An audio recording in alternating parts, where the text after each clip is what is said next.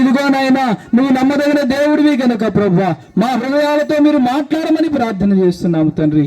అయ్యా నీవే స్తోత్రములు చెల్లిస్తున్నాము. మహిమ స్వరూపుడా నీకు స్తోత్రాలు చెల్లిస్తున్నాము నాయన. మీరు మాతో మాట్లాడమని, మా హృదయాలను పవిత్రపరచమని, తోడు దీవించమని ప్రభుని యేసుక్రీస్తు నామములు అడిగి వేడుకుంటున్నాము తండ్రి. ఆమేన్. దేవునికి స్తోత్రం. కూర్చున్నాం. Praise the lord. హల్లెలూయా, హల్లెలూయా. ఈరోజు మనము ఈ లోకము శాశ్వతం కాదు, దేవుని రాజ్యము శాశ్వతమైంది. ఇక్కడ కట్టుకున్న వీళ్ళు శాశ్వతమైనవి కావు. మన కొరకు నూతనంగా కట్టబడింది పరలోక రాజ్యం. దేవునికి స్తోత్రం. చక్కని మాటలు మనం విన్నాం. అంటే దేవుని రాజ్యం కొరకు మనము సిద్ధపడాలి. నమ్మి బాప్తిసం పొందిన వారు రక్షించబడును, నమ్మని వారికి శిక్ష విధించబడును. అంటే రక్షించబడిన ప్రతి వ్యక్తి దేవుని రాజ్యానికి వారసుడుగా ఉండుగాక. ఆమేన్. మొదటి యొక్క వర్తమానములో పరిశుద్ధాత్మ దేవుడు తన దాసులు నిలబెట్టి చక్కని వర్తమానం అందించిన దైవ సేవకులకు వందనాలు. అలాగే రెండవ వర్తమానంలోకి మనం వెళుతున్నాము. దేవునికి స్తోత్రం చేద్దాం ఒకసారి. హల్లెలూయా, హల్లెలూయా. ఎందుకంటే దేవునికి స్తోత్రం తోడగా దేవుని యొక్క మాటలు మనం విన్నాము. ఈ సమయంలో మరి సదుపాయాల్లో దేవుని పరిచర్య చేస్తున్నటువంటి దైవజనులు నెహెమియా పాస్టర్ గారు వచ్చి వర్తమానం అందించవలసిందిగా దైవజనుల వారిని ప్రేమతో ఆహ్వానం. సపద పట్టండి. హల్లెలూయా, హల్లెలూయా. ఒకసారి రెండు చేతుల పైకి దేవుని స్తోత్రం చెల్లిద్దాం. హల్లెలూయా. మంచిది. ఈ సమయంలో ప్రభువైన యేసుక్రీస్తు నామములో కూడి వచ్చిన మీ అందరికీ మా హృదయపూర్వక వందనాలు మినిస్ట్రీ తరఫున. అలాగే మా యొక్క మినిస్ట్రీ నాయకులు మన మధ్యలో ఉన్నారు. మరి విజయవాడ నుంచి సురక్షితంగా వారి రాత్రి మన మధ్యకి తీసుకొచ్చారు. డేవిడ్ పాల్ గారికి అలాగే మేడం గారికి కూడా నా హృదయపూర్వక వందనాలు. అలాగే యొక్క మినిస్ట్రీ ప్రెసిడెంట్ గారైన యశ్రత్నాయ్ గారికి కూడా పెద్దలు నా హృదయపూర్వక వందనాలు. నా తోటి దైవ సేవకులందరికీ కూడా నా హృదయపూర్వక వందనాలు. మరి చిన్న ప్రార్థన చేసుకొని మనం వాక్యంలోకి వెళదాం. దేవదేవుడు మరి చక్కటి వర్తమానం, మొదటి వర్తమానం మనకు అందించి ఉన్నాడు. మరి టయానికే, మరి దైవ సేవకులు నిర్ణయించబడిన సమయానికే మనం ఇక్కడి నుంచి సెలవు తీసుకుందాం. చిన్న ప్రార్థన చేసుకుందాం. మహాగణుడా, మహోన్నతుడా, సర్వకృపానిధికి దేవా, నీ పాదాలకు వందనాలు చెల్లిస్తున్నాం. ఇప్పటి వరకు నాయన్ని దాసు నిలబెట్టుకుని చక్కటి వర్తమానం మీరు మాకు అందించినందుకు నీకు వందనాలు. ఈ రాత్రి నీ దాసులకు నిలబడుచుండగా నీవు మాతో మాట్లాడి మహిమ పొందమని, ప్రతి దుష్టుడు కార్యాలు లయపరచమని యేసుపేట అడుగుచున్నాము తండ్రి. ఆమేన్. దయచేసి అందరం కూడా ఒక్క నిమిషం మన వాక్యంలోకి వెళ్దాం. మరి ఇప్పటి వరకు కూడా అయ్యగారు మరి నిలువరమైన పట్టణం గురించి చక్కగా మనందరికి కూడా వివరించి ఉన్నారు. ఆ పట్టణం కొరకు ఎదురు చూస్తున్న అనేకులు హింసలు పొందారు.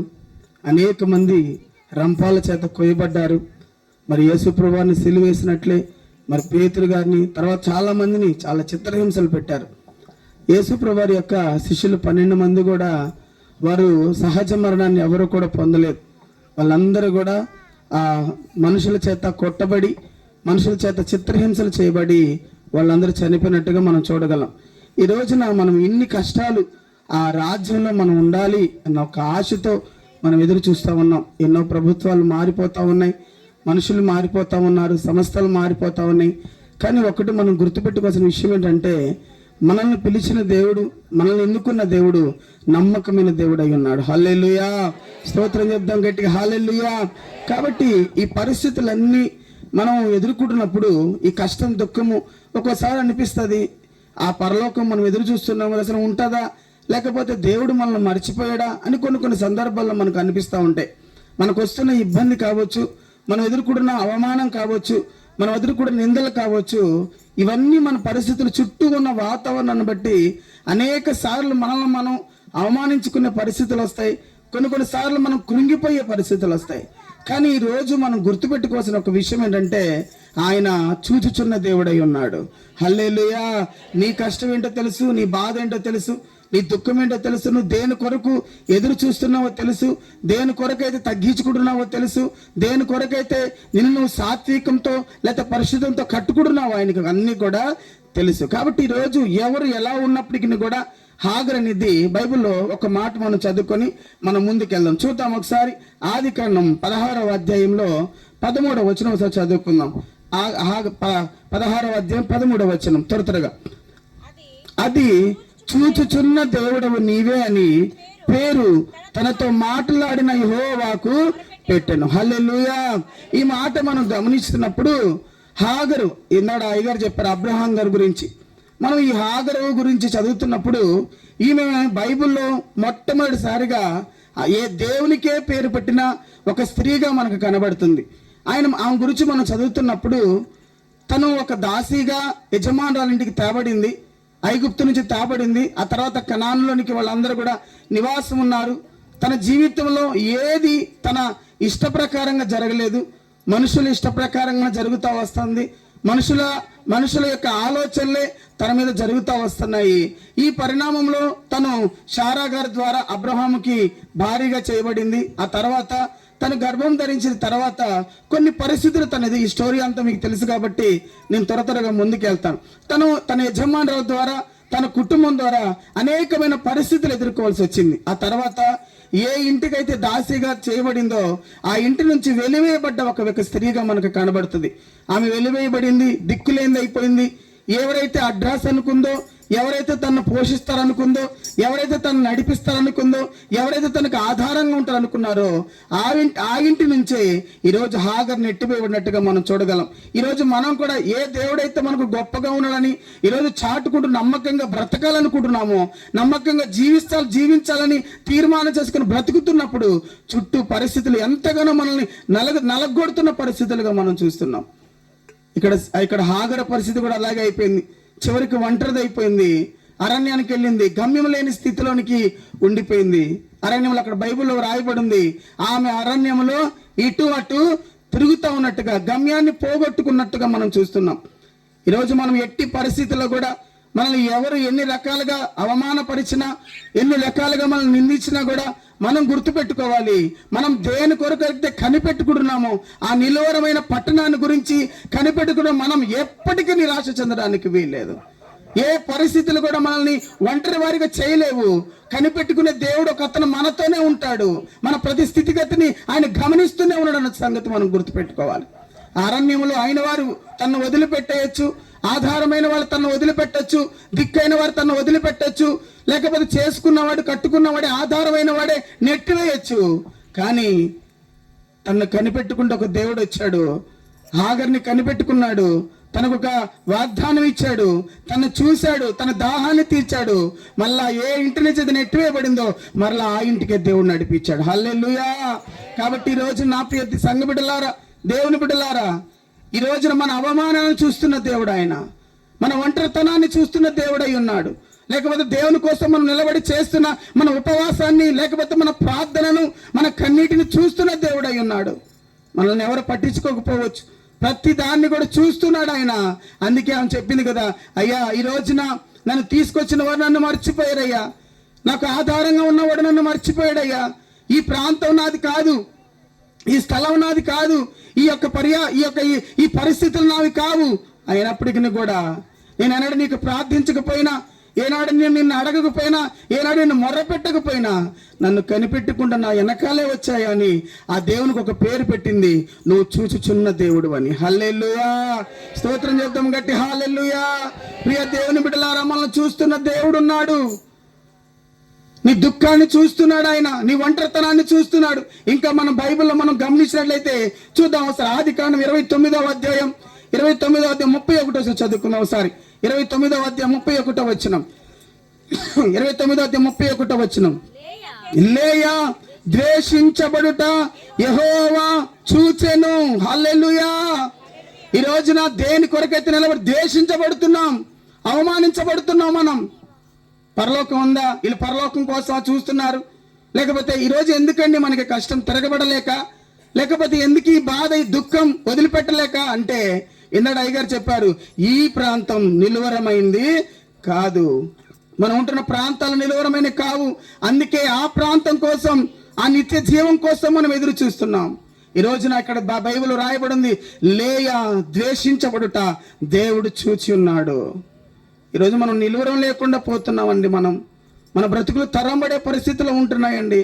కానీ ఏం కాదు, ద్వేషించబడుతున్నావా, నువ్వు అవమానించబడుతున్నావా, దేవుని కోసం నిలబడి అనేకల చేత నిందించబడుతున్నావా, ఏం భయపడాల్సిన అవసరం లేదు. చూచుచున్న దేవుడు ఒక ఆయన ఉన్నాడు. ఇక్కడ మనం గమనిస్తున్నప్పుడు ఈ లేయా యొక్క స్టోరీ కూడా మనం చూస్తున్నప్పుడు తండ్రి నమ్మకమైన వాడిగా లేడు. తన ఇష్టం లేకుండా అది కూడా జరిగిపోయింది. యాకోబుతో వివాహమైంది. సరే కట్టుకున్నాడంటే అక్కడ ఉంది కదా, లేయాని చూసి తెల్లారి అసహించుకున్నాడు యాకోబు. భర్త వదిలేశాడు. తండ్రి తన చేతులు దులుపుకున్నట్టుగా మనం చూడగలం. వివాహం ఈ రోజున ఇష్టం లేకుండా చాలా మందికి వివాహాలు జరుగుతున్నాయి. కొన్నిసార్లు వాళ్ళు ఇష్టపడి చేసుకొని తంటాలు పడుతున్నారు. చాలా ఉన్నాయి, 2 స్టోరీలు ఉన్నాయి. ఇక్కడ మనం గమనిస్తే లేయాకి ఇష్టం లేని వివాహం చేయబడింది. తండ్రి చేతులు దులుపుకున్నాడు. కట్టుకున్నవాడు నాకు వద్దని వదిలేశాడు. తోడబుట్టింది అండగా ఉండుకుంటుంటే తోడబుట్టిన యొక్క రాహేలు భయంకరంగా తన అవమానపరుస్తూ స్టార్ట్ చేసింది. భయంకరంగా తను నిందిస్తున్నట్టుగా మనం చూస్తున్నాం. ఈ రోజున ఎవరు మన వారండి, ఎవరు మనతో ఉండేదండి? మీరు గమనించండి ఒకసారి. అన్నదమ్ములకు పడట్లేదు, అక్క చెల్లెలకు పడట్లేదు. దేనికోసం? మనం నిజంగా మనం ఒకసారి గమనిస్తే మనం అసలు మన ఊపిరి, భక్తుడు అంటాడు, ఇది గడ్డి పువ్వు లాంటిది, నీటి మీద బుడగ లాంటిది మన జీవితం.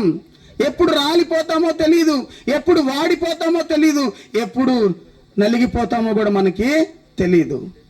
కానీ ఈ యొక్క పోరాటాలు, ఈ యొక్క అవమానకరమైన పరిస్థితులు, ఒకరినొకరు చంపుకునే పరిస్థితులు, అందుకే వీటన్నిటి మీద వాళ్ళు ఆశ పెట్టుకోలేదండి. నిలువరమైన పట్టణం మీద ఆశ పెట్టుకున్నారు. హల్లెలూయా. కాబట్టి ఈ రోజున అక్క తన స్వార్థం కోసం అలా వెళ్ళిందని చెప్పి చెల్లి తన స్వార్థంతో అక్కని ద్వేషించడం ప్రారంభించింది. ఎవరు వదిలిపెట్టుకున్న దేవుడు వదిలిపెట్టరు కదండి. ఈ రోజున దేవుని సేవలో ఉంటున్న మనం, దేవుని కొరకు బ్రతుకుతున్నప్పుడు మనల్ని ఎవరు వదిలిపెట్టినా, ఎవరు పోషించినా, ఎవరు పోషించకపోయినా పరమందున దేవుడు చూస్తున్నాడు. మనకి సమస్తాన్ని సమకూరుస్తాడు అంతే. హల్లెలూయా. స్తోత్రం చెప్దాం గట్టిగా, హల్లెలూయా. లేయా ద్వేషించబడడం దేవుడికి ఇష్టం లేదు. చూశాడు ఆయన. కొన్నిసార్లు నేను అనుకుంటా, మనం అవమానించబడడం, మనం ద్వేషించబడడం, లేకపోతే మనం ఇరుకులో పడడం, ఇబ్బందులు పడడం, అవన్నీ కూడా మనకి కొన్నిసార్లు ఆశీర్వాదాన్ని తెచ్చిపెడతాయండి. అందుకే శోధించబడిన మీదట ఏమైందంట, శుద్ధ సువర్ణంగా మార్చబడతామంట మనం. ఒక రోజున బంగారం ఇనుము మాట్లాడుకుంటున్నాయంట. ఒక రోజున ఏం మాట్లాడుకుంటున్నాయి? బంగారం అను ఇనుము. ఇనుముతో బంగారం అంటుంది కదా, కొన్ని వేల దెబ్బలు, శుద్ధి దెబ్బలు నా మీద పడుతున్నాయి. వాడు చిన్న మొక్క తీసుకొని దాన్ని వాడికి ఆకారం వచ్చిందాకా నన్ను కొడుతూనే ఉంటాడు. నా నుంచి ఎలాంటి శబ్దం కూడా రాదు. కానీ నువ్వు పెద్దదాని అయ్యుండి ఒక్క దెబ్బ కొడితే ఎందుకు అంత శబ్దం చేస్తావని అడిగిందంట. ఎవరో బంగారం అడిగిందంట. అప్పుడు ఇనుమనిందంట, కొట్టేవాడు నీకు సంబంధించిన వాడు కాదు, కొట్టేవాడు నా నుంచి తీయబడిన నాకు సంబంధించినవాడు అని చెప్పిందంట. హల్లెలూయా. అందుకే దావీదు అంటాడు, నా ఇంట భోజనం చేసిన నా హితుడే నన్ను తనడానికి తన మడిమనెత్తాడు. మన వాళ్ళే మనకు శత్రువులు అయిపోతారు. దేవుని కోసం మనం కనిపెడుతున్నప్పుడు, దేవుని రాకడ కొరకు ఎదురు చూస్తున్నప్పుడు కొన్నిసార్లు కన్న వాళ్ళే మనకు శత్రువులు అయిపోతారు. అన్నదమ్ములే మనకు శత్రువులు అయిపోతారు. మన పక్కన మన చుట్టూ తిరిగి సంతోషంతో మనతో కలిసిమెలిసి తిరిగిన వాళ్ళే కొన్నిసార్లు మనకు శత్రువులు అయిపోతారు. ద్వేషించబడేటట్టు స్థితిలోకి వెళ్ళిపోతాం. మంచి చేసి కూడా మనం అవమానించబడతాం. ప్రేమను పంచి కూడా తృణీకరించబడతాం. వాళ్ళని చేరదీసి కూడా అవమానించబడతాం. కానీ భయపడాల్సిన అవసరం లేదు. మనం ద్వేషించబడడం దేవుడు చూస్తూ ఉన్నాడు. హల్లెలూయా. అక్కడ బైబిల్లో రాయబడింది, లేయా ద్వేషించబడుట యెహోవా చూచి వెళ్ళిపోలేదండి. అక్కడ ఉంది బైబిల్లో, ఆమె గర్భం తెరిచెను. హల్లెలూయా. ఏ వ్యక్తి అయితే ద్వేషించబడిందో ఆ వ్యక్తి యాకోబు గారికి మొదటి సంతానాన్ని భూమి మీదకి తీసుకొచ్చింది. హల్లెలూయా. కాబట్టి ఈ రోజున ద్వేషించబడుతున్న మనకి, అవమానించబడుతున్న మనకి, నిందించబడుతున్న మనకి దిక్కు లేదని ఏ రోజు కూడా నువ్వు అనుకోవద్దండి. మన వెనకాల ఎవరు లేరు అనుకోవద్దు, మనకు అండ లేదు అనుకోవద్దు, మనల్ని పలకరించేవాళ్ళు లేరు అనుకోవద్దు. ఇరుగు పొరుగు నన్ను చూస్తేనే ఒకలాగా వాళ్ళ మొహాలు మారిపోతుంది అనుకోవాల్సిన అవసరం లేదు. ప్రతి క్షణం ఆకాశమున్న దేవుడు నిన్ను చూస్తూనే ఉన్నాడు. హల్లెలూయా. నువ్వు నెట్టి వేయబడడం చూస్తున్నాడు, లేకపోతే నువ్వు గెంటి వేయబడడం చూస్తున్నాడు, ఆధారం లేని దానిగా ఉన్నప్పుడు చూస్తున్నాడు. ఈ రోజున ద్వేషించబడడం కూడా దేవుడు చూస్తున్నాడు.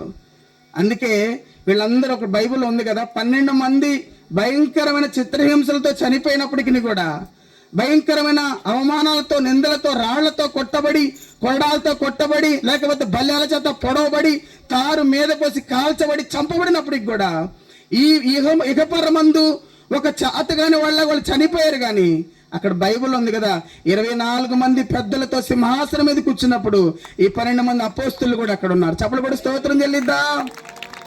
హల్లెలూయా.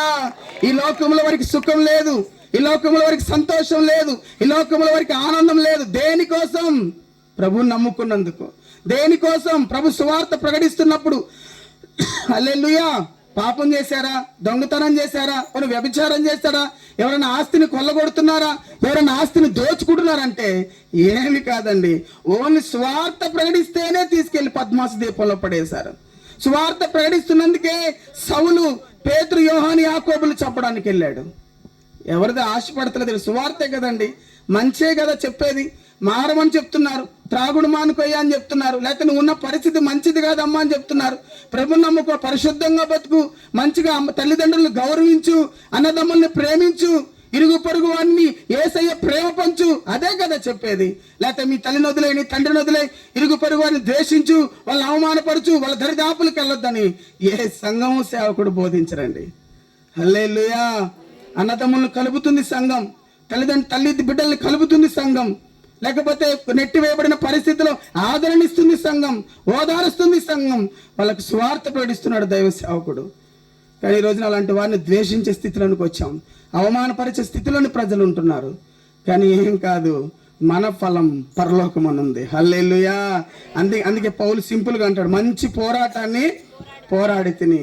మనం మామూలుగా ఆలోచిస్తే పౌలు గురించి ఆలోచిస్తున్నప్పుడు, పౌలు ఒక గొప్ప ఉన్నతమైన కుటుంబానికి చెందినవాడు, సకల విద్యలు అభ్యసించినవాడు, అన్ని దేశాల్లో పౌరసత్వం కలిగిన వాడు. అంటే వీసా అన్ని దేశాలకు ఉంది ఆయనకి, ఎక్కడికైనా వెళ్ళి రావచ్చు.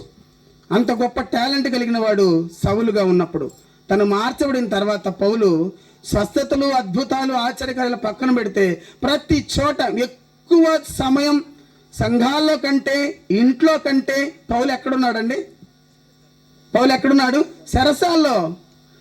ఏంటి? బైబిల్ వాడల వ్యాపారి కొడుకై ఉండి, ఒక ఉన్నతమైన కుటుంబానికి చెందినవాడై ఉండి, సకల విద్యలు అభ్యసించిన వాడై ఉండి, గమాలియేలు పాదాల దగ్గర విద్య అభ్యసించి ఒక ఉన్నతమైన కాలేజీలో పట్టా పొందిన వాడై ఉండి, ఆస్తిపరుడు, కోటీశ్వరుడై ఉండి చెరసాల్లో ఉండాల్సిన పరిస్థితి ఎందుకు వచ్చింది? చెరసాల్లో ఉండాల్సిన ఆ స్థితి ఎందుకు వచ్చిందంటే మంచి చెప్తున్నందుకే కదా, స్వార్థ చెప్తున్నందుకే కదా. కానీ జీవితాంతం ఇరుకించబడ్డాడు, జీవితాంతం అవమానించబడ్డాడు, జీవితాంతం చెరసాల్లోనే ఉన్నాడు. చివరికి ఏం చేశారు? ఆయన్ని తలకాయి నరికి చంపేశారు, నరికేశారు తలకాయని పౌలుకి. కానీ పౌలు ఒక మాట అంటాడు, మంచి పోరాటం అంటాడు. ఏంటంట? గట్టిగా స్తోత్రం చెప్పండి, గట్టిగా హల్లెలూయా. ఏం పోరాటం ప్రభువా? నేను నమ్ముకోక ముందు తినడానికి తిండి ఉండేది, మంచి కాలేజీల్లో ఉన్న నా తండ్రి ఉన్నతమైన కుటుంబానికి చెందినవాడు, అన్ని దేశాలకు వీసా నా దగ్గర ఉంది, నేను నమ్ముకుంటే నాకెందుకు ఈ కష్టాలు, నాకెందుకు ఇబ్బందులు, బంగ్లాల్లో ఉండాల్సిన నా బ్రతుకుని సరసాల్లో పడేసావయ్యా అని ఏ రోజు కూడా పౌలు అవమానించలా, దేవుణ్ణి నిందించలా. ఇది మంచి పోరాటం, ఇది మంచి పోరాటం. నువ్వు ద్వేషించబడుతున్నావా, నిందించబడుతున్నావా, అవమానించబడుతున్నావా? ఒక్కటి గుర్తుపెట్టుకో, నువ్వు చేసేది మంచి పోరాటం. హల్లెలూయా. నువ్వు వెళుతున్న బాట మంచిది. దావీదు అంటాడు, శ్రమ కలగక మునుపు త్రోవ తప్పితిని, ఇప్పుడైతే కరెక్ట్గా ఉన్నా దేవుళ్ళో అంటాడు.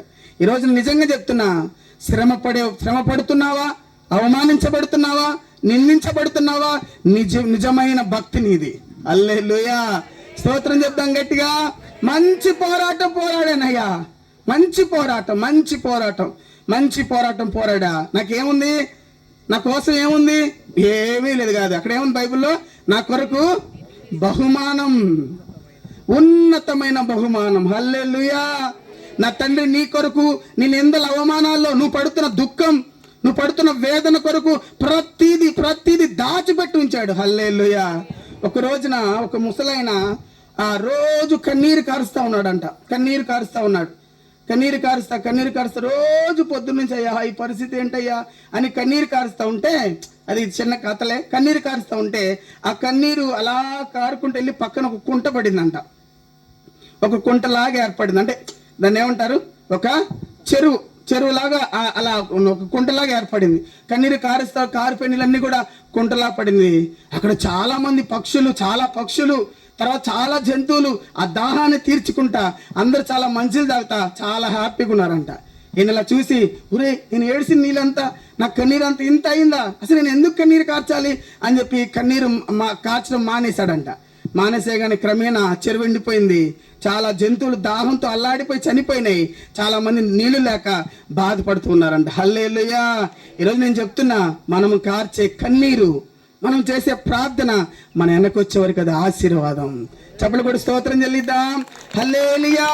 ఈ భూమి మీద మనిషి చనిపోవచ్చేమో గాని, తల్లి చనిపోవచ్చేమో గాని, తండ్రి చనిపోవచ్చేమో గాని, వాళ్ళు చేసిన పరిచర్య గాని, వాళ్ళు చేసిన ప్రార్థన గాని, వారు కార్చిన కన్నీరు గాని, దానికి అసలు మరణమే లేదండి. హల్లెలూయా. మరి 1983లోనో 82లోనో ప్రాజెక్ట్ వచ్చినప్పుడు మరి రూబేనయ్య గారు పెద్దలు ఈ ప్రాంతం అంతా తిరిగి ఆయన పరిచర్య చేసిన ఆ పరిచర్య, ఆ ఫలాన్ని ఈరోజు ఇక్కడున్న మేము అందరం కూడా అనుభవిస్తున్నాం. ఈరోజు మేము ప్రశాంతంగా ఉన్నామంటే, ప్రశాంతంగా మా పిల్లల్ని మేము బ్రతుకుతున్నామంటే ఆయన కార్చిన కన్నీరు, ఆయన వేసిన బాట. చప్పలు కూడా స్తోత్రం చెల్లిద్దాం. ఒక్కని కష్టం ఈరోజు ఎంతమంది సుఖపడుతున్నాం. నీ ఇంట్లో నువ్వు ఒక్కదాని కష్టపడుతున్నావా? నాకే ఎందుకు శ్రమలు అనుకుంటున్నావా? నాకే ఎందుకు నింద అనుకుంటున్నావా? నీ వెనకాల తరం దీవించబడుతుంది. హల్లెలూయా. స్తోత్రం చేద్దాం గట్టిగా. హల్లెలూయా. లేయా ద్వేషించబడుట ఎవరు చూశారంట? దేవుడు చూచాడు. మనం లోపల అలిగి కొన్నిసార్లు కూర్చున్నప్పుడు, ఈ మనిషి ఒకవేళ కొట్టేసి బయటికి వెళ్ళిపోయాడు అనుకో, నువ్వు అలా ఇంట్లో 2 రోజులు కూర్చున్నావు, 3 రోజులు కూర్చున్నావు, ఎవరికని తెలుస్తుందా? ఎవరికి తెలియదు, ఎవరికి తెలియదు. ఒకవేళ లేయా ద్వేషించబడుతూ చెల్లి పట్టించుకుందా? తండ్రి పట్టించుకున్నాడా? అన్నదమ్ములు పట్టించుకున్నారా? భర్త పట్టించుకున్నారా? ఎవరికి తెలియదు. ఎవరికి అక్కర్లేదు నీ బాధ, ఎవరికి అక్కర్లేదు నీ కష్టం, ఎవరికి అక్కర్లేదు దుఃఖం. కానీ ఒకరికి తెలుసు. ఎందుకంటే ఇందాక చెప్పాడు అయ్యగారు, నరుని నాసికారంధ్రాల్లో జీవవాయువుదగ నరుడు జీవాత్మాయను, సమస్త సృష్టిని నోటితో చేసిన దేవుడు మనల్ని మాత్రం ప్రత్యేకంగా చేత్తో చేశాడు. అందుకే నీవు నేనంటే ఆయనకి ప్రేమ. దేవుడు లోకమును ఎంతో ప్రేమించెను, అందుకే ఆయన మన కొరకు చనిపోయాడు, తిరిగి లేచాడు. నువ్వు దుఃఖపడితే ఆయన చూడలేడు, నువ్వు ద్వేషించబడితే ఆయన చూడలేడు, నువ్వు అవమానించబడితే ఆయన చూడలేడు. హల్లెలూయా. దేవునికి స్తోత్రం చెల్లిద్దాం. అదే అంటే యెషయా గ్రంథం 38వ అధ్యాయం అక్కడ ఉంది కదా బైబిల్లో. ఒక్క మాట చూడండి ఒకసారి. 38వ అధ్యాయం యెషయా గ్రంథం, ముగిస్తాను. 38వ అధ్యాయం 5వ వచనం. యెషయా గ్రంథం 38వ అధ్యాయం 5వ వచనం. చదువు. అతనితో ఇట్లను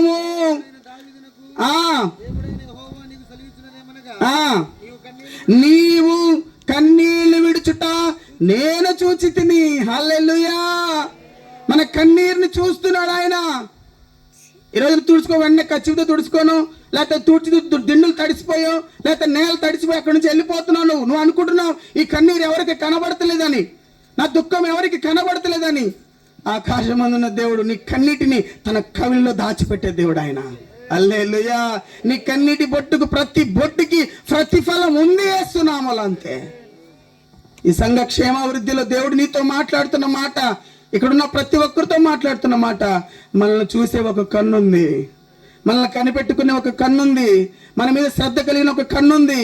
మన పడుకో, అందుకే కూర్చుండుట నేలేచి ఉండుట, కూర్చుండుట నేలేచి ఉండుట బాగుగా ఎరిగి ఉన్నావు. ఇప్పుడు మన పిల్లల్ని హాస్టల్లో వేస్తాం, వాళ్ళు ఎలా ఉన్నారో మనకు తెలియదు.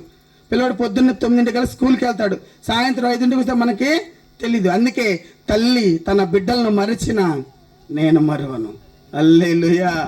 ఈ రోజున లోకం మనల్ని మర్చిపోవచ్చండి, లోకం మనల్ని విడిచిపెట్టొచ్చండి. హిజ్కియా కన్నీళ్లు విడుచుట చెప్పిన ప్రవక్తకు కూడా తెలియదు. ఆకాశమందున్న దేవుడు హిజ్కియా కన్నీళ్లను చూశాడు, నెట్టివేయబడిన హాగరును చూచాడు, ద్వేషించబడుతున్న లేయాను చూచాడు, కన్నీరు కారుస్తున్న హిజ్కియాను దేవుడు చూచాడు. ఈరోజు నిన్ను చూస్తున్నాడు, నన్ను చూస్తున్నాడు. కాకపోతే ఈ చూస్తున్న దేవుడు ఏం చేశాడయ్యా, పాస్టర్ గారు ఏం చేశాడయ్యా అంటే, తగిన సమయం ముందు ఆయన హెచ్చించేంత వరకు ఆయన బలిష్టమైన హస్తం కింద మనం దీన మనసుకులై ఉండాలి. ఒక సమయం వస్తుంది, కట్టుటకు, నాటుటకు, పెరికి వేయబడటకు, కూల్చుటకు ఒక సమయం ఉంది. ఆ సమయం వచ్చినప్పుడు నీ ఆశీర్వాదాన్ని, నీ ఫలింపుని, నీ అభివృద్ధిని ఆపటం ఎవ్వరి వల్ల కూడా కాదు. చప్పలు కూడా స్తోత్రం చెల్లిద్దామా?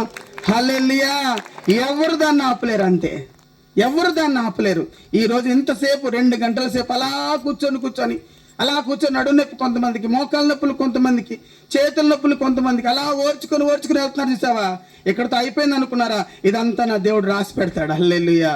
పలానా రోజు కందుకూరులో ఆ రాత్రి మీటింగ్లో నా బిడ్డ నువ్వు పడిన ప్రయాసకు ఫలంగా ఇదిగో హెబ్రీ రాసిన పత్రిక 6వ అధ్యాయం ఉంది కదా, మర్చిపోవడానికి ఆయన అన్యాయస్తుడు కాదు. పక్కన వాళ్ళు చెప్పండి, దేవుడు అన్యాయస్తుడు కాదని చెప్పండి. దేవుడు అన్యాయస్తుడు కాదు. దేవుడు అన్యాయస్తుడు కాదండి. మన దేవుడు అన్యాయస్తుడు కాదు. ఏ నిలువరమైన పట్టణం కోసం నీ కనిపెట్టుకొని, ఏ నిలువరమైన పట్టణం కొరకు ఎదురు చూస్తూ దుఃఖంతో నువ్వు గడుపుతున్నావో దాన్ని చూచే దేవుడు మనతోనే ఉన్నాడు. చెప్పండి, ఈ రోజున మనం ద్వేషించబడడం దేవుడు చూస్తున్నాడు. ఈరోజు మనం కన్నీరు కారుస్తాం కూడా ఆయన చూస్తున్నాడు. ఇంకొక మాట ఉంది, నిర్గమాకాండం 3వ అధ్యాయం 7వ వచనం చేస్తే అక్కడ ఒక మంచి మాట మనం చూస్తాం. చూడండి ఒకసారి, నిర్గమాకాండం 3:7. త్వరగా నిర్గమాకాండం 3వ అధ్యాయం 7వ వచనం. మరియు యెహోవా ఇట్లనెను, నేను ఐగుప్తులోనున్న నా ప్రజల బాధను నిశ్చయముగా నేను చూచితిని. చాలు, నిశ్చయముగా నేను చూచితి. నాకు ఒక అర్థంగా ఒక విషయం నాకు అనిపించింది చదువుతున్నప్పుడు.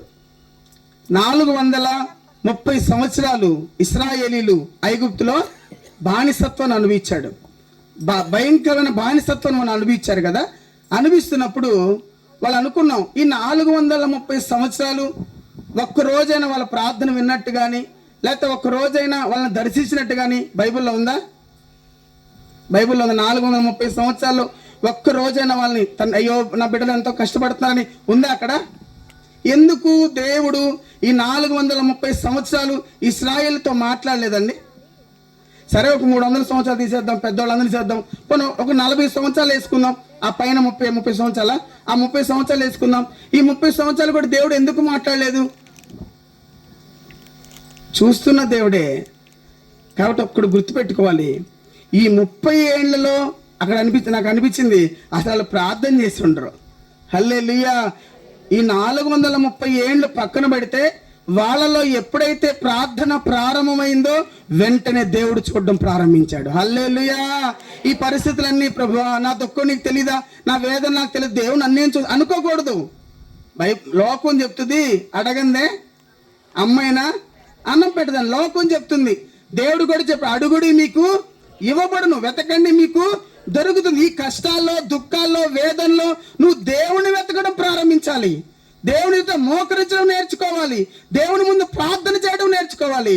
ఎప్పుడైతే నీ ఇంట్లో ప్రార్థన ప్రారంభం అవుతుందో, నీ జీవితంలో ఎప్పుడైతే ప్రార్థన ప్రారంభమైందో వెంటనే ఆకాశం తెరవబడుతుంది. హల్లెలూయా. వెంటనే ఆయన వాక్కు నీకు వస్తుంది. నీ బాధను చూచి అక్కడ ఉంది కదా, చదువు ఒకసారి. ఇశ్రాయేలు బాధ నిశ్చయముగా నేను చూచి ఉన్నాను. వారిని కష్టపెట్టు వారిని బట్టి వారు పెట్టిన మొర్రను వింటిని, వారి దుఃఖములు నాకు తెలిసే ఉన్నవి. కాబట్టి ఐగుప్తుల చేతుల నుండి వారిని విడిపించుటకును ఆ దేశం నుండి విశాలమైన మంచి దేశమునకు, అనగా అక్కడ రాయబడి మంచి దేశం, వారిని విడిపించి మంచి దేశానికి తీసుకెళ్తా. విడిపించడానికి, మంచి దేశానికి వెళ్ళడానికి కారణం ఏమైందంటే ప్రార్థన. ఈరోజు మన సమస్యలతో అలసిపోయి ప్రార్థన చేయటం మానేస్తున్నాం, మందిరాలకు రావడం మానేస్తున్నాడు చాలా మంది. ఒకరోజు అన్నాడు యేసన్న గారి దగ్గరికి ఇద్దరు స్త్రీలు వచ్చారంట. నేను ముగిస్తాను. ఇద్దరు స్త్రీలు వచ్చారంట. మొదటగా ఒక స్త్రీ వచ్చింది. యేసన్న గారు అడిగాడంట, ఏమ్మా ప్రార్థన రావట్లేదు, ఏమైందమ్మా? ఇదివరకు 24 గంటలు మందిర పరిచర్య భార్యాభర్తలు చేస్తూ ఉండేవాళ్ళు, ఎంతో కన్నీరు కారుస్తూ ఉండేదానివి, ఎంతో దుఃఖపడుతూ ఉండేదానివి, ఈ మధ్య ఏంటమ్మా అస్సలు ప్రార్థన రావట్లేదంటే అని చెప్పిందంట. అన్నయ్య, ఆ రోజులు చాలా గడ్డు పరిస్థితులు అన్నయ్య, చాలా ఇబ్బంది పడ్డాం, ఇద్దరం భార్యాభర్తలు కన్నీరు కార్చుకున్నాం అన్నయ్య. దేవుడు మమ్మల్ని ఆశీర్వదించాడు అన్నయ్య. వ్యాపారం పెట్టాడు ఆయన, వ్యాపారం బాగా విస్తరించింది, చాలా శాఖలు విస్తరించింది. ఆయనకి ఈ మధ్య ఖాళీ ఉండట్లా, నాకు కూడా ఖాళీ ఉండట్లేదు అన్నయ్య. ఎక్కడ రావటానికి? ప్రార్థనకు రావడానికి ఖాళీ లేదు. ఆశీర్వదించిన దేవుడిని మర్చిపోతున్నప్పుడు మరలా మొదటి స్థితికి వస్తాం మనం. హల్లెలూయా. కాబట్టి ఆమెనింది. రెండో ఆవిడ వచ్చింది. అమ్మా ఏమ్మా ఇప్పుడు ఎలా ఉన్నావు, బాగున్నావా? ఈ మధ్య ఏంటమ్మా ఎక్కువగా మందిరంలో కనబడుతున్నావు, ఆ మధ్య కనబడేదాన్ని కాదు, ఈ మధ్య తెగ కన్నీరు కరుస్తున్నావు, ఏమైందమ్మా అంటే, అన్నయ్య అప్పుడు వ్యాపారాలు బాగా చేసామా, అసలు అప్పుడు మందిరానికి తీరికే లేదన్నయ్య, ఈరోజు అంతా పోయింది, దేవుడు మాకు అన్యాయం చేశాడన్నయ్య, అందుకే మరలా ప్రార్థనకు వచ్చామని అని చెప్పిందంట. ఒక ఆమెమో న్యాయం చేస్తే ప్రార్థన మానేసింది, ఒక ఆమెమో అన్యాయం చేస్తే ప్రార్థన మానేస్తుంది. ఇది ఎక్కడండి? న్యాయం చేసినా ప్రార్థన మానేస్తారు, అన్యాయం జరిగినా ప్రార్థన మానేస్తారు. ఏం చేసాడు మీ దేవుడు, ఏం చేశాడు మనకు దేవుడు? ఇక ప్రార్థన లేదు, ఏం లేదు అంటారు కొంతమంది ఏమో రెస్ట్ లేదా, ఏం దేవుడు ఎంత చేశాడు అబ్బాబా, కానీ మందిరానికి అంతకు తీరిక లేదంటారు కొంతమంది. కానీ ఈరోజు ఒక్కటి చెప్తున్నా, దేవుని సేవకుడిగా మనం గుర్తుపెట్టుకున్న విషయం, మనం హెచ్చించబడే కొద్దీ ఆయన బలిష్టమైన హస్తాల కింద తగ్గిస్తూ మనం వెళ్ళాలి. హల్లెలూయా. కాబట్టి వాళ్ళ బాధను చూసిన దేవుడు చూచినట్టు పోలేదండి, హాగర్ని చూసిన దేవుడు చూచినట్టు పోలా. ఏ ఇల్లు అయితే ద్వేషించిందో, ఏ ఇల్లు అయితే అవమానించిందో, ఏ ఇల్లు అయితే నెట్టివేసిందో, అదే ఇంటికి హాగర్ని మరలా పంపాడు దేవుడు. ఏ పరిస్థితులు అయితే లేయా ద్వేషించబడిందో, ఏ పరిస్థితులు అవమానించబడిందో, కన్నవారికి కట్టుకున్న వారికి తోబుట్టులకి భారమై బ్రతికిందో, ఆ భారాన్ని తొలగించి ఆ భారానికి కారణమైన గర్భఫలాన్ని దేవుడు తెరిచాడు.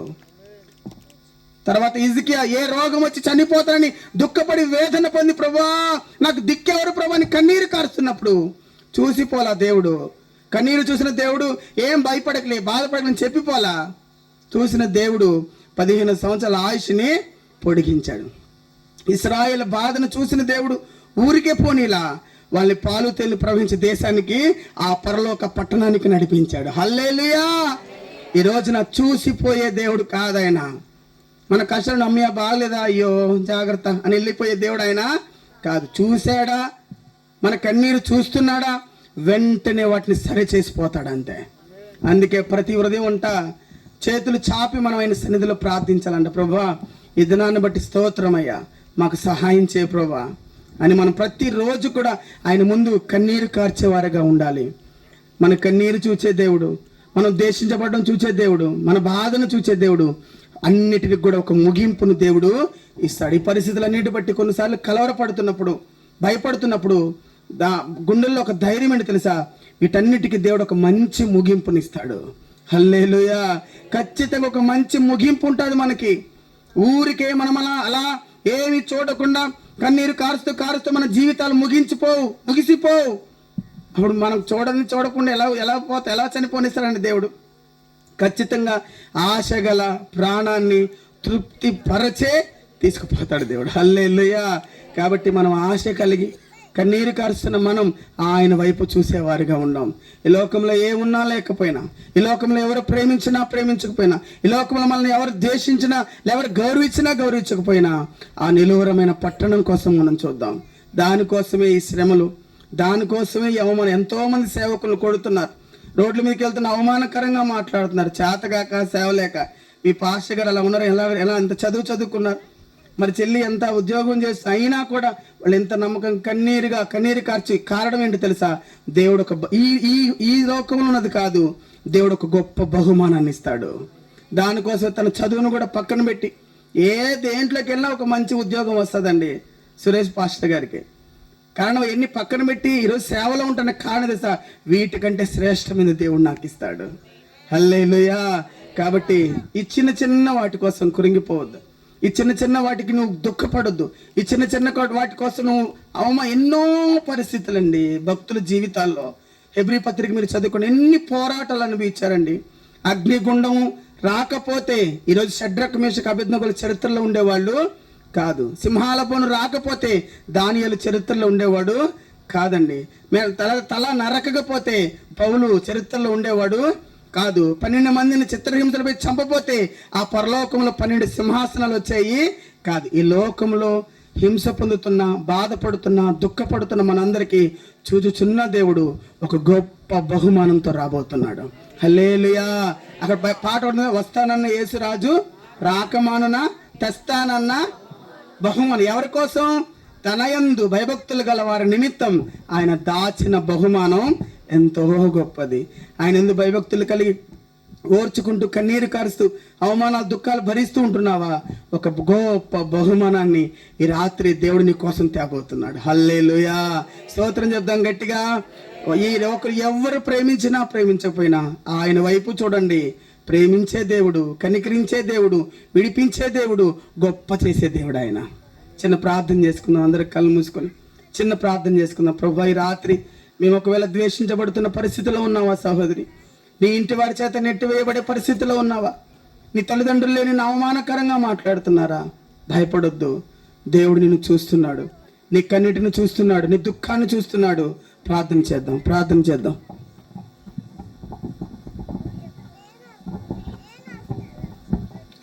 స్తోత్రం. ప్రార్థన చేసుకుందాం.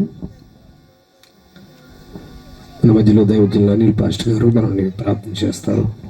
స్తోత్రం. హల్లెలూయా, హల్లెలూయా. అందరూ కూడా మనం ప్రార్థనలో ఉందాం.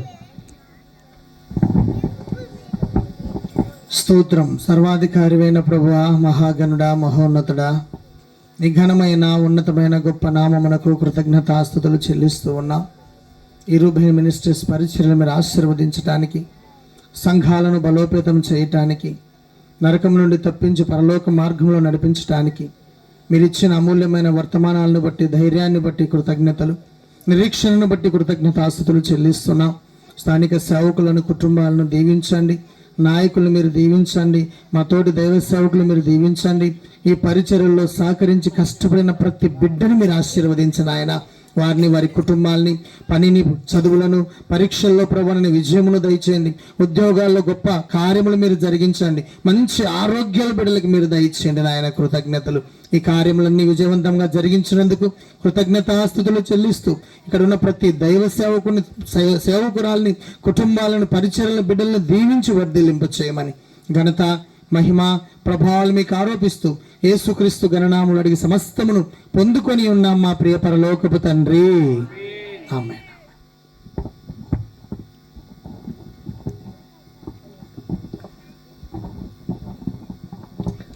రూబేన్ మినిస్టర్లు ప్రెసిడెంట్ అయ్య గారు మనతో మాట్లాడతారు.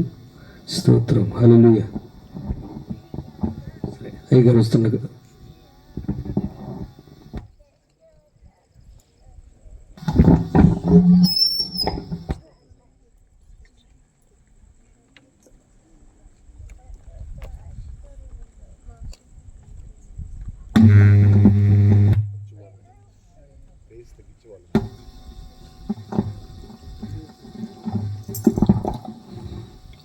Praise the lord. హల్లెలూయా, హల్లెలూయా. ప్రభునందు ప్రియమైన వాళ్ళారా, మనమందరం కూడా ఇక్కడ కలిసి దేవుని స్తుతించడానికి ఉన్న ఒక ప్రధానమైన కారణం ఇందాక మరి రూబేనయ్య గారిని జ్ఞాపకం చేశారు. వారు ఈ ప్రాంత నివాసి, అంటే దావగూడూరు. వారు ఈ ప్రాంతానికి వచ్చి ప్రార్థన, దేవుడిని మరి ప్రార్థించే పరిస్థితులు లేవు. 1983కు ముందు, ఈ 1983లో వారు వచ్చి ఈ ప్రాంతంలో సువార్త ప్రకటన చేయడానికి, యేసు ప్రభువు జనానికి పరిచయం చేయడానికి వారు సిడి ప్రాజెక్టుల ద్వారా వరల్డ్ సహాయంతో కొన్ని కార్యక్రమాన్ని ప్రారంభించడం జరిగింది. అయితే ఆ సందర్భంలో ఇప్పుడు అక్కడ ఆ రోడ్డు బార్కి కూడా ఉన్నటువంటి అన్ని గ్రామాల్లో కూడా సంఘాలు ఏర్పరచబడ్డాయి. ఈ రూబేన్ మినిస్ట్రీ ప్రారంభించబడింది. మరి వారి తదనంతరం వారి కుమారులు, మా ప్రియులు, నా ప్రక్కనే ఉన్నటువంటి మరి రూబేన్ మినిస్ట్రీ డైరెక్టర్ గారైన డేవిడ్ బాలయ్య గారి ద్వారా పనులు ప్రారంభించబడ్డాయి.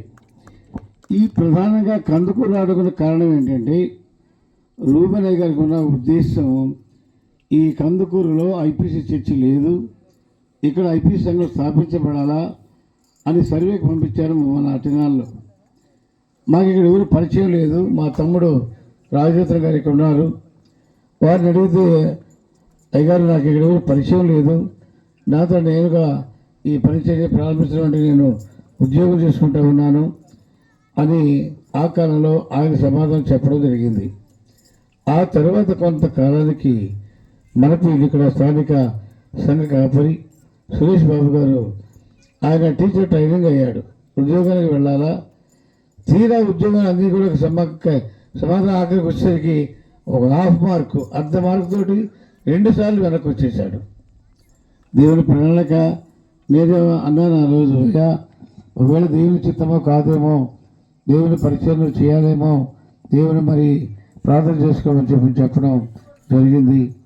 తర్వాత ఏదేమైనప్పటికీ కూడా దేవుని చిత్తములో, దేవుని ప్రణాళిక చొప్పున కందుకూరు మహాపట్టణంలో ఈ ఐపీసీ సువార్త ప్రకటన చేయబడడానికి దేవుడు వారిని ఎన్నుకున్నాడు, ఏర్పరచుకున్నారు.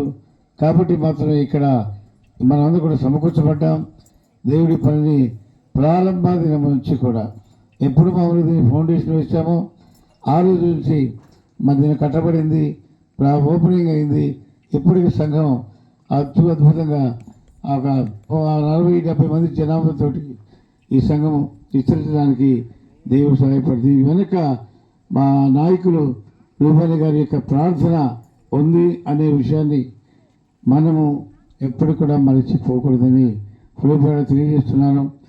అయితే ఇప్పుడు మా రూబీ మినిస్ట్రీ మీటింగ్ ఎలా జరుగుతాయంటే, మాకున్నటువంటి 12 సంఘాలు ఉన్నాయి. ప్రతి నెలలో ఒక సంఘంలో మరి సంఘ క్షేమాభివృద్ధి కూడిక, దైవ సేవకుల సదస్సులు అనేవి ఏర్పాటు చేయబడతాయి. ఒక 2 రోజులు, నిన్న సాయంత్రం నుంచి ఈరోజు పగలు, ఈ రాత్రి వరకు కూడా అలాగా అన్ని గ్రామాల్లో తిరిగి ఒక ట్రిప్ అయిపోయింది. ఇది రెండవ పర్యాయంలో ఇది 3వ మందిరం. దావగూడూరు అయిపోయింది, సిరికూరపాడు అయిపోయింది, ఇప్పుడు కందుకూరు. అట్లా ఆ పైకి వెళ్ళిపోతూ ఉంటాం ప్రతి మాసం కూడా.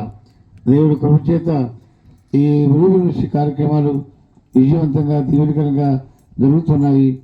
మేము వాస్తవంగా అనుకుని చేసుకుని ఉండొచ్చు, సేవల మీటింగ్ పెట్టుకొని ఫోటో పెట్టుకొని వెళ్ళిపోవచ్చు. దానివల్ల సంఘానికి ప్రయోజనం ఏంటి? ఎందుకు మనం చేస్తున్నట్టది? అది మంచిది కాదు అనే భావన చేత, అది కాదు సంఘానికి కూడా దేవుని వాక్యాన్ని వినిపించాలనే ఉద్దేశం చేత మాత్రమే 2 రోజుల కార్యక్రమాన్ని ప్రారంభించాము. అది విజయవంతంగా జరగడానికి ఆ దేవుడు సహాయపడ్డాడు. ఈరోజు రాత్రి, ఈరోజు కూడా అద్భుతంగా దేవుని పరిచయం జరగడానికి దేవుడి చేయని గొప్ప అవకాశాన్ని బట్టి ప్రభువును స్తుతిస్తూ ఈ కార్య నిర్వహణకి మరి సురేష్ బాబు చాలా శ్రమపడ్డాడు, చాలా కష్టపడ్డాడు, చాలా ఖర్చును కూడా భరించి ఆయన చేస్తున్న ప్రధానమైన కారణం ఏంటంటే, కొంతమంది ఆయన ప్రభుని గుర్తిరగాల, ప్రభు మార్గంలో ప్రయాణం చేయాలా, నిత్యరాజ్యానికి వారు చేర్చబడాలా, అది ఆయన సంకల్పం తప్ప ఆయనకు అన్నీ ఉన్నాయి. ఆయనకి ఇబ్బంది ఏం కాదు. వారి భార్య ఆమె టీచర్, గవర్నమెంట్ టీచర్, ఆయన ఉద్యోగం ఆయన ఇంటికి పడుకొని బ్రతకొచ్చు. ఎందుకు బాధ, ఎందుకు శ్రమ? ఉపవాసాలు నుండి ఏడుస్తూ ఉంటాడు మందిరంలో. కారణం ఏంటి? సంఘం వృద్ధి చెందాలా, ప్రజలు దేవుని నమ్మాలా, దేవుడు ఎరగని ప్రజలు ప్రభు రక్షకుడిగా అంగీకరించాలా, వీళ్ళందరూ కూడా దేవుని అన్ని రాజ్యాన్ని తీసుకువెళ్ళాలా అనే కాన్సెప్ట్, ఉద్దేశంతో మాత్రమే ఆయన పనిచేస్తున్నారు. కాబట్టి దేవుడు వారిని ఈ పరిచయం ప్రభు దీవించను గాక. కళ్ళు వేసుకొని ప్రార్థన చేసుకొని ఆశీర్వాదంతో మనం ముగించుకుందాం. మహోన్నతుడా, జీవం కలిగిన మా యేసయ్య, ఘనుడా, గొప్ప దేవుడా, మీ పరిశుద్ధ గణనామానికి మహిమ చెల్లిస్తున్నాను. ప్రభా, ఇక్కడున్న ప్రజలందరినీ చూస్తూ ఉన్నారు. ఇంతమంది ప్రజలు ఆశ కలిగి, ఆకలి కలిగి, అయ్యా ఈ మంచు కాలంలో ఈ స్థలానికి వచ్చి ప్రభా మీ మాటలు వింటూ ఉన్నారు.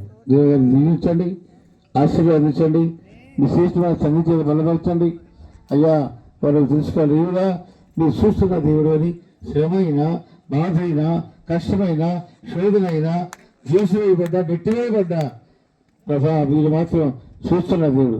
మనుషులు మనకు సహాయపడలేకపోవచ్చు, తల్లిదండ్రులకు సహాయపడలేకపోవచ్చు, అన్నదమ్ములకు సహాయపడలేకపోవచ్చు, అక్కడికి సహాయపడలేకపోవచ్చు, కానీ మీరు చూస్తున్న దేవుడు కనుక మమ్మల్ని జ్ఞాపకం చేసుకుంటారని ఈ రాత్రి వర్తమానం అంతమాత్రం కాదు, ఇక్కడి వరకు ఆశీర్వాదకరికి కాదు. అయ్యా, మాకు ఒక నిలవైన పట్టణము పరలోకంలో మాకు ఉందనేటువంటి నమ్మిక మాకు ఏదైనా మేము కొన్ని ఆసుపత్రిగా 2వ అధ్యాయంలో చాలా స్పష్టంగా మీరు మాట్లాడారు. అవునయ్యా, మేము సిద్ధపరచబడాలి. శిష్యులు అయ్యా మీ యొక్క పిల్లలు నిలబడ్డారు, శ్రమలు పడ్డారు, శోధనలు పడ్డారు, ఇబ్బందులు పడ్డారు, కష్టపడ్డారు, రంపాలతో పడ్డారు.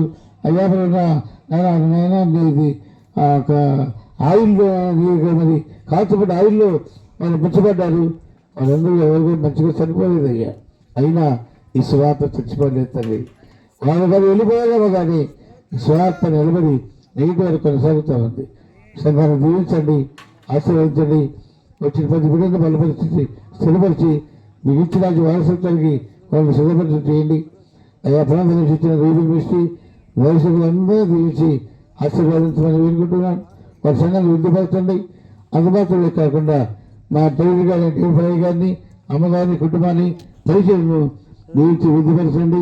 ప్రత్యేకంగా అయ్యా ఇక్కడ నాయకులైన సేవలుగా ఏర్పరచబడి అద్భుతమైన పరిచయం జరిగిస్తూ శ్రమైన బాధైన ఏడ్చి కన్నీరు కాచి సంఘం కొరకు ప్రయాసపడుతున్నట్టు దైవసేవలు కిరణ్ పాస్టర్ గారిని కుటుంబాన్ని పిల్లలు పరిశీలన జీవిస్తూ ఆశీర్వాదిస్తూ అయ్యా ఎంతోకి కూలిగా విజయవంతంగా జీవించారు. ఇక వందనస్తూ చోట్ల జీవిస్తూ ఏస్తూ క్రీస్తు వారు చేస్తున్నామని ప్రార్థించి పెట్టుకుంటున్నాను. మా ప్రియ పరలోక తండ్రి, మన సమయమైన దేవుని ప్రేమ, కుమారుని యేసుక్రీస్తు వారి కృప, పరిశుద్ధాత్మ దేవుని అజ్ఞాన సహవాసము, ఆయన సన్నిధి ఎప్పుడు ఎల్లప్పుడూ లోకంలో ఉన్న సకల పరిశుద్ధులకు ఇక్కడ చేయని ప్రతి బిడ్డకును మినిస్ట్రీ సేవకులకు పరిచయ కుటుంబానికి ఇక్కడ చేయని ప్రతి వారికి మరి ముఖ్యంగా ఆయా భాగాలు ఇచ్చిన వ్యవసాయంలో పరిచయ కుటుంబానికి సంఘ కాపురి గారు వారి పరిచయకు ప్రభుత్వ సదాకాలము కోవిడ్ను నడిపించరు కాక. స్థానిక పాస్టర్ గారిని మాట్లాడవలసిందిగా కోరుతున్నాం.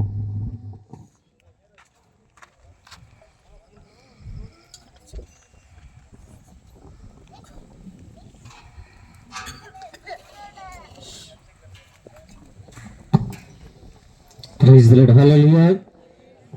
మంచిది. ఇంతవరకు కూడా దేవాతి దేవుడు చాలా నిన్నటి దినము ఈరోజు కూడా చాలా చక్కగా జరిగించాడు. కనుక దేవాదేవునికి మొదటిగా హృదయపూర్వక వందనాలు తెలియజేస్తున్నాను. అదేవిధంగా లూబెన్ మినిస్ట్రీస్ యొక్క డైరెక్టర్ గారు, అమ్మగారు విజయవాడ నుంచి కూడా క్షేమంగా మన మధ్యకి తీసుకురాబడ్డారు. వారికి కూడా ప్రత్యేకంగా హృదయపూర్వక వందనాలు తెలియజేస్తున్నారు. అదేవిధంగా రూబెన్ మినిస్ట్రీస్ ప్రెసిడెంట్ గారైన ఎస్ రత్నయ్య గారు కూడా, వారికి కూడా ప్రత్యేకంగా హృదయపూర్వక వందనాలు తెలియజేసుకున్నాను. దైవ సేవకులు, తోటి దైవ సేవకులు, అదేవిధంగా నిన్నటి దినం 2 వర్తమానాలు, ఈరోజు పగలు దైవ సేవకుల సదస్సులను, తిరిగి రాత్రికాల సమయంలో 2 దైవ సేవకులు అద్భుతమైన వర్తమానాలు తెలియజేశారు. వారికి హృదయపూర్వక వందనాలు తెలియజేస్తున్నాను. కూడి వచ్చిన మీ అందరూ కూడా ప్రభు పేరిట హృదయపూర్వక వందనాలు తెలియజేస్తున్నా. మంచిది. దీని కొరకు దీని వెనుక ఎంతో ప్రయాస ఉంది. సంఘ బిడ్డలందరూ కూడా ప్రార్థన చేశారు. వారి యొక్క సహకారం, ప్రాముఖ్యంగా మా యొక్క యవనస్తులు వారందరూ కూడా చాలా ప్రయాసపడ్డారు. ఎంత దూరం ఇంతవరకు కూడా ఈ అరేంజ్మెంట్స్ ఉన్నాయంటే కేవలం వారు చూపించిన కృప మాత్రమే, వారు చేసిన ప్రయాస మాత్రమే. కనుక వారందరికీ కూడా ప్రభు పేరట హృదయపూర్వక వందనాలు తెలియజేసుకున్నాం. వారిని, వారి కుటుంబాన్ని దేవుడు దీవించి ఆశీర్వదించును గాక. ఆమేన్, హల్లెలూయా. వచ్చిన మీ అందరికీ కూడా ప్రత్యేకంగా ప్రభు పేరట వందనాలు తెలియజేస్తున్నాను. మంచిది. అవకాశం ఇచ్చిన దైవ సేవకులకి హృదయపూర్వక వందనాలు. సెలవు తీసుకున్నాం. మంచిది. అందరి కొరకు భోజనాలు ఏర్పాటు చేయబడ్డాయి. ప్రతి ఒక్కరు కూడా తిని క్షేమంగా గృహం చేరాలని ప్రేమపూర్వక తెలియజేస్తున్నాను. మంచిది. అందరికి వందనాలండి. రూబెన్ మినిస్ట్రీ సేవకులకి అందరు కూడా స్థానిక సంఘస్థులందరూ కూడా మాకు మంచిగా పరిచయం చేశారు. దేవుడు వారి కుటుంబాన్ని దీవించును కాక. ఆమేన్. హల్లెలూయా.